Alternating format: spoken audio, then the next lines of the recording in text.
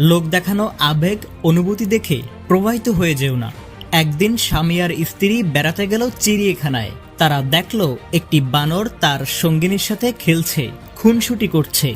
স্ত্রী দৃশ্যটা দেখে মুগ্ধ হয়ে স্বামীকে বলল, কি চমৎকার ভালোবাসার দৃশ্য, তাই না? এরপর তারা গেল সিংহের খাঁচার কাছে। দেখল সিংহ খাঁচার একপাশে চুপচাপ হয়ে বসে আছে। সিংহীটাও অদূরে অন্যদিকে ফিরে বসে আছে। স্ত্রী দেখে বলল, আহারে, ভালোবাসার কি নির্মম পরিণতি।